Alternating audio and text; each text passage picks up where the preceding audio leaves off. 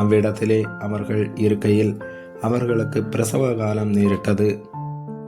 அவள் தன் முதற்பேறான குமாரனை பெற்று சத்திரத்திலே அவர்களுக்கு இடமில்லாதிருந்தபடியினால் பிள்ளையை துணிகளில் சுற்றி முன்னணையிலே கிடத்தினாள். அப்பொழுது அந்த நாட்டிலே மேய்ப்பர்கள் வயல்வெளியில் தங்கி ராத்திரியிலே தங்கள் மந்தையை காத்து கொண்டிருந்தார்கள். அவ்வேளையில் கர்த்தருடைய தூதன் அவர்களிடத்தில் வந்து நின்றான். கர்த்தருடைய மகிமை அவர்களை சுற்றிலும் பிரகாசித்தது. அவர்கள் மிகவும் பயந்தார்கள். தேவதூதன் அவர்களை நோக்கி, பயப்படாதிருங்கள், இதோ எல்லா ஜனத்துக்கும் மிகுந்த சந்தோஷத்தை உண்டாக்கும் நற்செய்தியை உங்களுக்கு அறிவிக்கிறேன். இன்று கர்த்தராகிய கிறிஸ்து என்னும் இரட்சகர் உங்களுக்கு தாவீதின் ஊரிலே பிறந்திருக்கிறார். பிள்ளையை துணிகளில் சுற்றி முன்னணையிலே கிடத்தி இருக்க காண்பீர்கள். இதுவே உங்களுக்கு அடையாளம் என்றான்.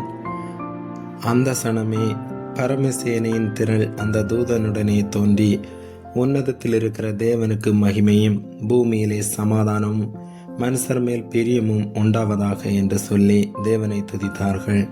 தேவதூதர்கள் அவர்களை விட்டு பரலோகத்துக்கு போன பின்பு மேய்ப்பர்கள் ஒருவரை ஒருவர் நோக்கி, நாம் பெத்லெகேம் ஊருக்கு போய் நடந்ததாக கர்த்தரால் நமக்கு அறிவிக்கப்பட்ட இந்த காரியத்தை பார்ப்போம் வாருங்கள் என்று சொல்லி தீவிரமாய் வந்து மரியாளையும் யோசேப்பையும் முன்னணையில் கிடத்தியிருக்கிற பிள்ளையையும் கண்டார்கள்.